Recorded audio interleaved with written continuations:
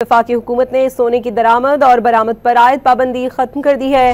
वफाकी काबीना की मंजूरी के बाद वजारत तिजारत ने ऑर्डर्स जारी कर दिया। सोने की आलमी तिजारत से मुतालिक मुअत्तल शुदा SRO बहाल कर दिया गया है। मज़ीद डिटेल्स हासिल करेंगे नुमाइंदा डॉन न्यूज़ ताहिर शिरानी से। ताहिर, क्या अपडेट्स हैं? जी, वफाकी हुकूमत ने 60 रोज के लिए मुअत्तल की गई सोने की आलमी तिजारत को बिलाखिर 6.5 माह के बाद बहाल कर दिया है। सोने की दरामद और बरामद पर पाबंदी जो लगाई गई थी वो हटा ली गई है और वफाकी काबीना की मंजूरी के बाद इस हवाले से वजारत तिजारत ने बाज़ाब्ता ऑर्डर जारी कर दिया है, जिसके तहत सोने की तिजारत मुनज़्ज़म करने वाला मुअत्तल शुदा SRO को बहाल कर दिया गया। इसके साथ साथ वफाकी हुकूमत ने कीमती धातु और जेवरात की दरामद और बरामद के फ्रेमवर्क में कुछ तरामीम की हैं। फ्रेमवर्क शफाफियत और खुद मुख्तार निज़ाम बेहतरी के साथ जारी रहेगा। वफाकी हुकूमत ने रवा साल मई में सोने की एक्सपोर्ट और इम्पोर्ट पर पाबंदी आयद कर दी थी।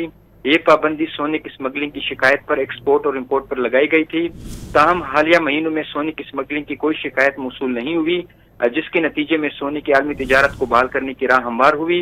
वजारत तिजारत की जानिब से 6 मई 2025 को जारी किए गए हुक्मनामे के तहत सोने की तिजारत को मुनज़्ज़म करने वाला SRO स्मगलिंग के इल्जामात की बुनियाद पर 60 रोज के लिए मुअत्तल कर दिया गया था। इसी दौरान मुअत्तल शुदा SRO की बहाली में ताखीर के बायस जेवरात की बरामदात बंद और बरामद कुनिंदगान शदीद माली बहरान का शिकार रहे।